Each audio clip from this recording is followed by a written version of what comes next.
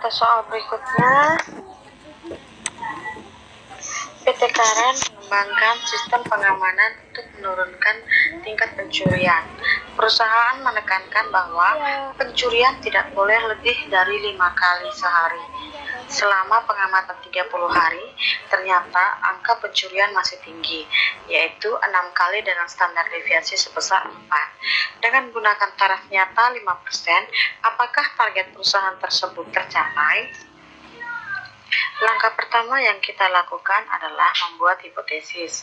Di sini mengatakan bahwa pencurian itu, hipotesisnya mengatakan bahwa pencurian tidak boleh lebih dari 5 kali sehari. Tidak boleh lebih dari 5 kali sehari, berarti di sini harus lebih kecil sama dengan. Nah, kalau sudah pakai lambang lebih kecil sama dengan, berarti hipotesis satunya atau alternatifnya harus lebih besar. Nah, kalau sudah pakai lebih kecil dan lebih besar, maka ini merupakan pengujian satu arah. Nah, langkah berikutnya adalah dengan menentukan taraf nyata. Kalau pengujian satu arah, berarti taraf nyatanya adalah alfa sama dengan berapa? Taraf nyatanya 5%, tidak perlu dibagi karena dia pengujian satu arah saja. Jadi di sini alfanya sama dengan 0,05. Maka probabilitasnya adalah 0,5 dikurang dengan 0,05, dapatnya 0,4500. ini itu sama dengan 1,65 di distribusi normalnya. Dari tabel distribusi normalnya, 0,45 itu ini ada di 1,6 dan 0,5. Jadi probabilitasnya adalah 1,65. Langkah berikutnya melakukan nilai uji statistiknya. Z, maka cari dulu standar errornya. Standar errornya adalah standar deviasi dibagi dengan akar N. Jadi standar deviasinya 4 dibagi dengan akar N. N-nya adalah 30 hari. Berarti akar dari 30, maka dapatnya 0,73. Berikutnya yaitu nilai Z-nya, rata-ratanya 6 kali 6 kurang rata-rata populasinya itu kurang dari 5 ya, ini ya, mu-nya adalah 5 dibagi dengan 0,73, dapatnya adalah 1,4. Jadi nilai nilai Z-nya adalah 1,4. Nah, berdasarkan tabel kurvanya untuk kurva distribusi normalnya, kurva normalnya itu 1,4 berada di daerah tidak menolak H0.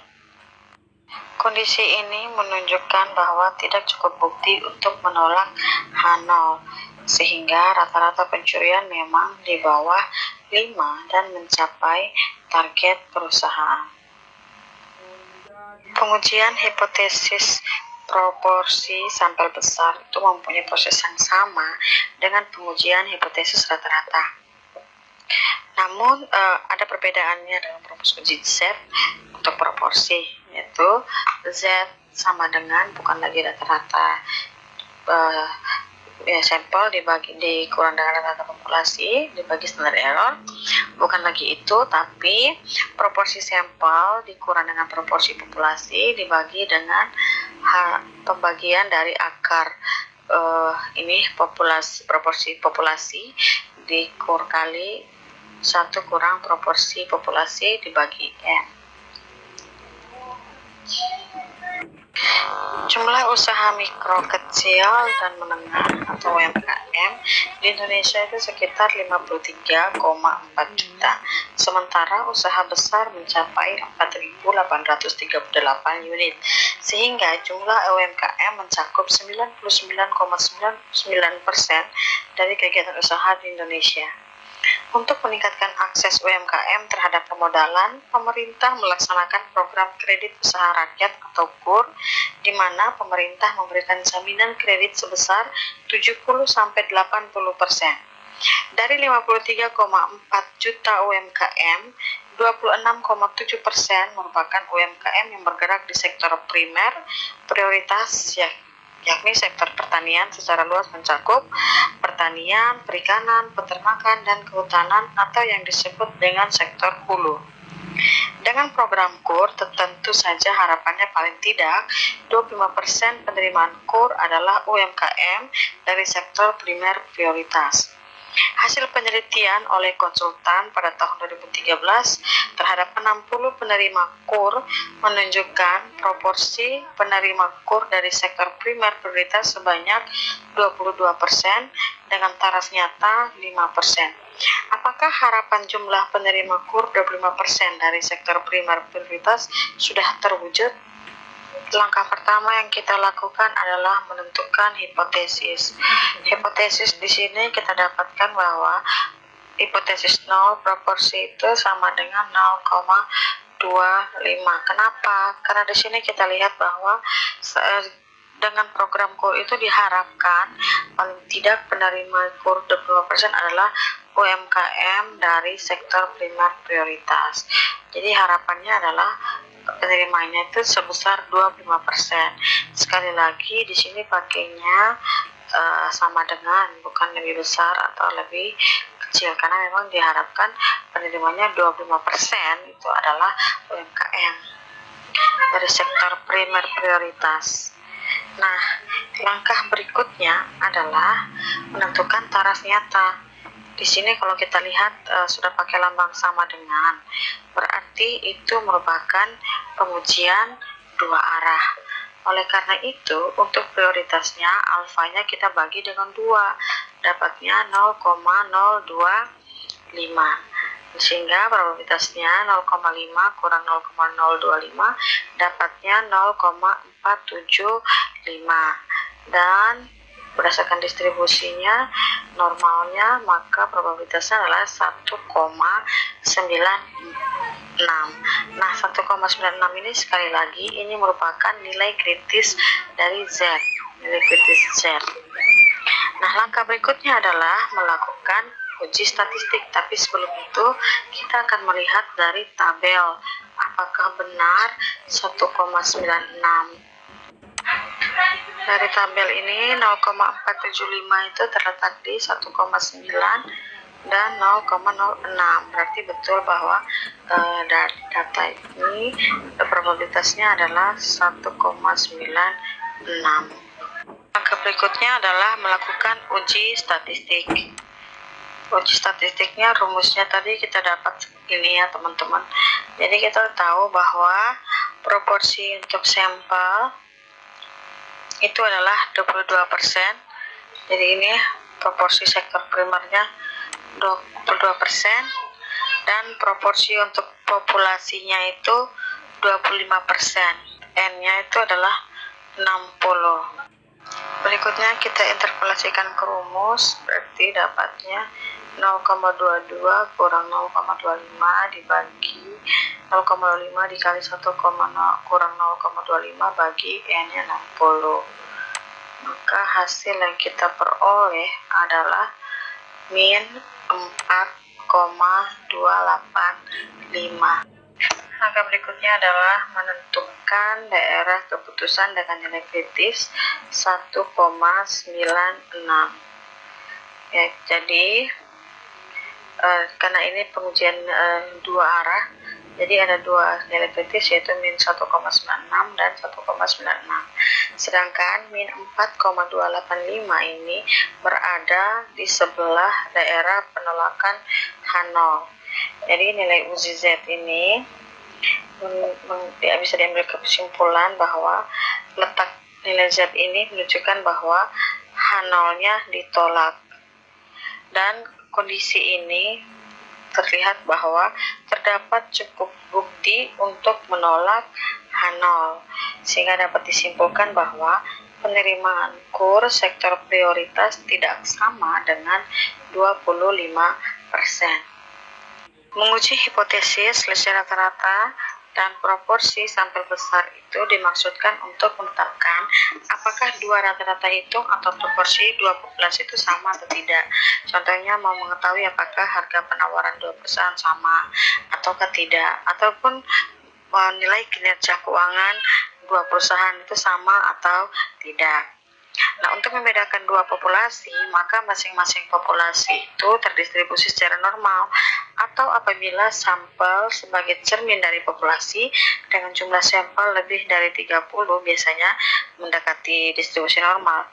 Nah, maka distribusi sampling dari distribusi rata-rata proporsi memiliki distribusi normal dan mempunyai standar deviasi. Jadi standar deviasi selisih dua populasi. Kemudian namun standar deviasi populasi itu harus diketahui, namun bisa saja nilai ini tidak diketahui apabila tidak dilakukan sensus. Nah, untuk menduga standar deviasi populasi, maka digunakan standar deviasi sampel sebagai nilai dugaan terbaiknya. Jadi ini standar deviasi sampel. Kemudian untuk nilai uji Z, statistik Z itu dirumuskan seperti ini. Contoh soalnya, seorang investor ingin mengetahui apakah hasil investasi pada reksadana dan deposito itu perbankan sama. Nah, untuk keperluan tersebut, maka dipilih 65 perusahaan reksadana dan hasil rata-rata mencapai 10,82% untuk reksadana pendapatan tetap dengan standar deviasi 3,79%. Pada 22 perbankan, diketahui bahwa suku bunga deposito rata-rata 6,69% dan standar deviasinya 1,85%. Nah, dengan taraf nyata 5%, tentukan apakah rata-rata hasil investasi di reksadana dan perbankan itu sama.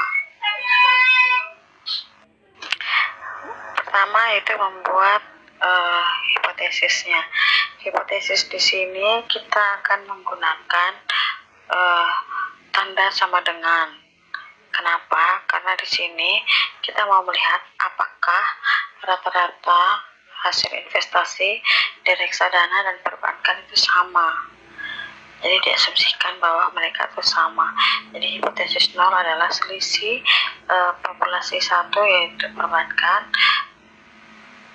atau populasi 1 adalah investasi di reksadana dan yang dikurangi dengan populasi 2 yang di perbankan sama dengan 0. Maka hipotesis satunya adalah menggunakan lambang tidak sama dengan. Nah, berdasarkan ini, maka kita dapat menyimpulkan bahwa ini menggunakan pengujian uji signifikansi yang dua arah karena menggunakan sama dengan. Nah, yang berikutnya adalah menentukan alfanya, taraf keyakinannya itu adalah 5%. Karena ini pengujian dua arah, maka alfanya dibagi 2 dapatlah 0,025. Kemudian probabilitasnya 0,5 dikurangkan dengan 0,025 dapatnya 0,475. Berdasarkan distribusi normal sama dengan soal yang tadi sebelumnya, maka dapatlah probabilitas sebesar 1,96. Langkah berikutnya adalah menghitung selisih standar deviasi. Kita gunakan rumus ini ya teman-teman. Jadi untuk yang sampel pertama itu ada reksadana, investasi di reksadana. Itu standar deviasinya 3,79 dengan jumlah sampelnya 65. Sedangkan untuk sampel kedua itu yang diperbankan bunga deposito ya, itu ada 22 perbankan dengan standar deviasi 1,85. Kemudian dikuadratkan, hasil yang kita dapat adalah 0,613. Nah, setelah kita menghitung standar deviasinya, maka langkah berikutnya adalah menghitung uji statistiknya, nilai Z-nya. Nah, di sini kita gunakan rumus ini. Input ke dalam rumus, interpolasikan untuk rata-rata X1 itu yang reksadana rata-ratanya 10,82, terus rata-rata yang perbankan 6,69 dikalikan dengan 0 ya. Kita mengasumsikan bahwa ininya 0. Nah, terus dibagi dengan standar deviasi selisihnya tadi. Hasil yang kita peroleh adalah 6,737. Langkah berikutnya lagi adalah kita melihat dalam letak posisinya. Nah, 6,737 ini ada di daerah menolak H0. Jadi dengan nilai kritis Z sama dengan 1,96, maka H0-nya ditolak, yang artinya terdapat cukup bukti bahwa hasil investasi pada reksadana dan perbankan adalah tidak sama. Proporsi dari dua populasi juga mengikuti kaidah normal. Jadi begitu juga dengan distribusi selisih dua proporsinya. Oleh sebab itu, proporsi pengujian selisih proporsi dapat menggunakan distribusi Z. Nah, untuk standar deviasi proporsinya untuk populasi dirumuskan seperti ini. Untuk menduga standar deviasi juga, apabila standar deviasi populasi tidak diketahui, maka dapat digunakan standar deviasi sampel sebagai nilai dugaan terbaik. Nah, standar deviasi selisih dua sampel itu bisa diartikan dengan rumus yang seperti ini. Teman silakan baca ini keterangannya, di mana P yang ini itu dan yang ini juga sama yang ini adalah ini. Jadi proporsi populasinya dihitung seperti itu. Jadi di sini juga X1 dan X2 ini adalah kejadian sukses pada sampel 1 dan sampel 2. Ini adalah peristiwa sukses. Contoh soal, sebelum pelaksanaan otonomi daerah, pemerintah dan sistem perencanaan yang terpusat itu diyakini sebagai penyebab timbulnya disparitas pembangunan antar wilayah Jawa dan luar Jawa. Dengan diberlakukannya kebijakan otonomi daerah serta perimbangan keuangan pusat dan daerah, diharapkan pertumbuhan ekonomi di luar Jawa akan semakin pesat. Namun untuk membuktikan hal tersebut, dilakukanlah penelitian terhadap 114 kabupaten kota di luar Jawa dan 34 kabupaten kota di Jawa, dan untuk melihat berapa proporsi kabupaten kota dengan pertumbuhan ekonomi lebih besar dari 6% selama periode 2010 sampai 2012.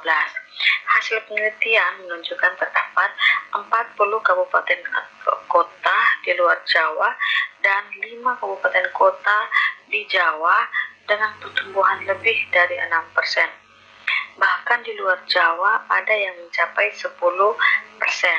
Pada tingkat kepercayaan 1%, ujilah bahwa proporsi kabupaten kota di luar Jawa lebih banyak mengalami pertumbuhan dibandingkan dengan Jawa. Langkah berikutnya untuk jawaban pertama adalah kita membuat hipotesis. Hipotesis di sini adalah selisih proporsi sampelnya itu lebih besar dari 0. Karena di sini kalimatnya adalah ujilah bahwa proporsi kabupaten kota di luar Jawa lebih banyak mengalami pertumbuhan dibandingkan dengan Jawa. Jadi di sini saya pakai hipotesis 0-nya adalah selisihnya lebih besar sama dengan 0. Nah, standar lebih besar dan lebih kecil ini pada hipotesis ini menunjukkan adanya pengujian satu arah dan daerah penolakannya itu di sebelah kiri. Kenapa di sebelah kiri? Karena di sini lambangnya lebih besar. Jadi kalau lebih besar berarti ada di sisi sebelah kiri. Nah, langkah berikutnya adalah menentukan nilai kritisnya. Di sini karena pengujian satu arah, jadi alfanya tidak bisa dibagi. Jadi alfanya ini adalah 1%. Tingkat kepercayaannya adalah 1%. Jadi alfanya adalah 0,01. Berikutnya probabilitasnya dapat 0,5 kurang 0,01 sama dengan 0,4900. Nah, ini distribusi normalnya berada probabilitasnya adalah 2,33. Jadi kita lihat di sini 0,490 ini ya, 0,490 itu berada di antara 2,3 dan 0,03, di antara 2,3 dan 0,03. Jadi probabilitasnya adalah 2,33. Langkah berikutnya adalah melakukan uji statistik dengan menggunakan rumus Z untuk selisih 2 proporsi sampel. Tapi berdasarkan rumusnya, maka kita akan mencari dulu nilai P-nya. P tadi itu yang kita mau melihat berapa nilai suksesnya dibagi dengan jumlah sampel. Nilai sukses X1 dan nilai sukses X2. Jadi di sini 114 kabupaten kota itu yang suksesnya untuk di luar Jawa itu adalah 40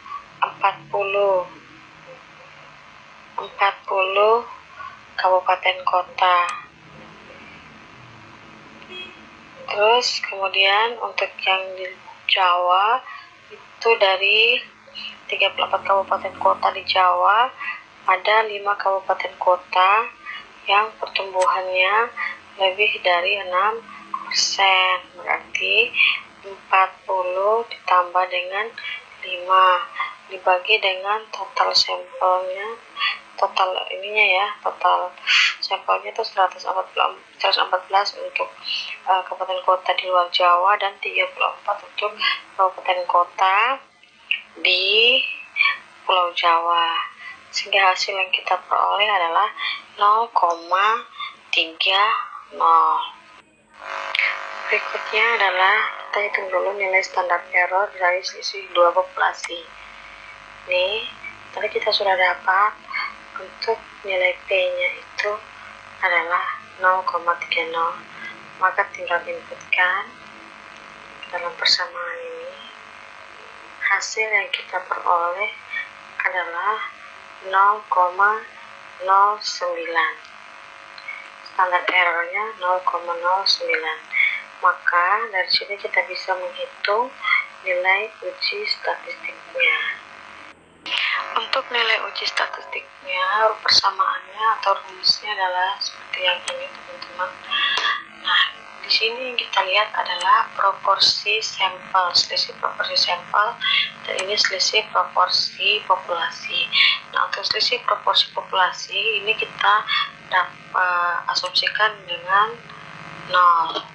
Nah, sedangkan proporsi sampel yang P1 ini, sampel pertama adalah untuk kabupaten kota di luar Jawa, proporsinya itu adalah berapa kabupaten yang terpilih sebagai sampel yang memiliki pertumbuhan lebih dari 6%, itu ada 40 dibagi dengan total kabupaten kota di luar Jawa yaitu 114, maka kita dapatnya adalah 0,35. Jadi P1 itu dapat dari 40 bagi 114. sehingga dapatnya 0,35. Sedangkan P2, jadi P2 itu adalah proporsi sampel untuk kabupaten di Pulau Jawa. Itu ada 34 kabupaten, tapi ada hanya 5 kabupaten kota yang pertumbuhannya lebih dari 6% dijadikan pilihan, yaitu 5 bagi 34, dapatnya 0,15. Sehingga tinggal kita interpolasikan ke rumus, berarti proporsi sampel pertama 0,35 dikurang dengan 0,15, terus dikurang dengan 0 dibagi dengan standar error, yaitu 0,09, hingga hasil yang kita dapatkan nilai Z-nya adalah 2,22. Nah, langkah berikutnya adalah kita menentukan daerah keputusan dengan nilai Z 2,33 ini. Nilai kritisnya adalah 2,33. Nah, berdasarkan ini, maka dapat kita tentukan dengan nilai uji statistiknya 2,22 itu berada pada daerah tidak menolak H0 atau tidak cukup bukti untuk menolak H0. Dengan demikian dapat disimpulkan bahwa selisih proporsi daerah kabupaten kota di Jawa dan luar Jawa sama dengan 0 atau tidak ada perbedaan antara Jawa dan luar Jawa. Dengan demikian dapat disimpulkan juga bahwa dengan adanya otonomi, daerah di luar Jawa semakin berkembang dan hampir tidak ada perbedaan antara Jawa dan luar Jawa dalam hal pertumbuhan ekonomi.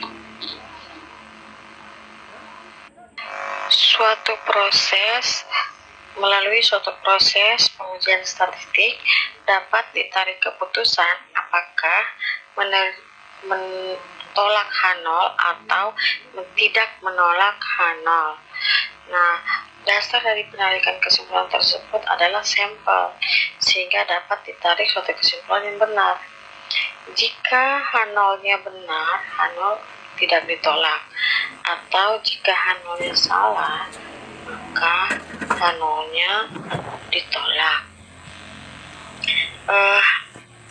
Pada kenyataannya itu bisa saja terjadi menolak H0 padahal H0-nya benar, dan menerima tidak tolak H0 padahal H0-nya itu salah.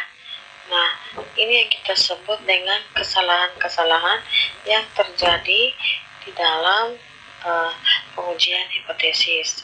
Jadi ada 2 jenis kesalahan, yaitu kesalahan apabila keputusan menolak H0 padahal seharusnya H0-nya benar.